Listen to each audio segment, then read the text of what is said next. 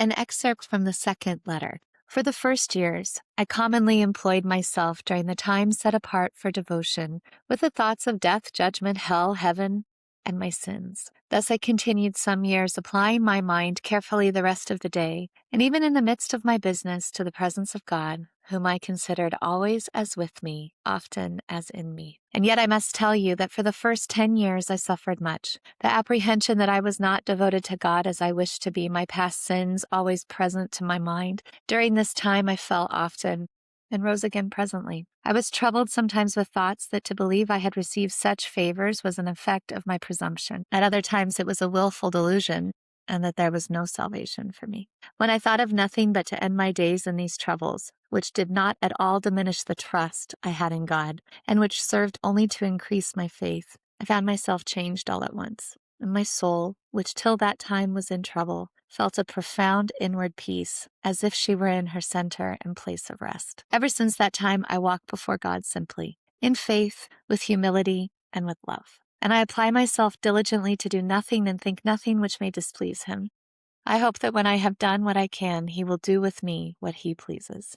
I ask his forgiveness. I abandon myself in his hands that he may do what he pleases with me. This king, full of mercy and goodness, very far from chastising me, embraces me with love, makes me eat at his table, serves me with his own hands, gives me the key of his treasures. He converses and delights himself with me incessantly, in 1,000 ways, and treats me in all respects as his favorite. It is thus I consider myself from time to time in his holy presence. Sometimes I consider myself there as a stone before a carver, whereof he is to make a statue. Presenting myself thus before God, I desire him to make his perfect image in my soul and render me entirely like himself. At other times, when I apply myself to prayer, I feel all my spirit and all my soul lift itself up without any care or effort of mine, and it continues as it were suspended and firmly fixed in God, as in its center and place of rest. I know that some charge this state with inactivity, delusion, and self-love. Yet I cannot bear that this should be called delusion, because the soul which thus enjoys God desires herein nothing but him. If this be delusion in me, it belongs to God to remedy it. Let him do what he pleases with me.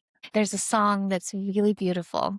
It's from a prayer, Surrender Novena. And in it, it says, 1,000 prayers you can offer me, but one surrendered heart pleases me. And I think that that's exactly what Brother Lawrence is saying. Not only is he saying, rest, abandon, give yourself, surrender your heart to God. He's saying delight in that moment. I love the image of the stone.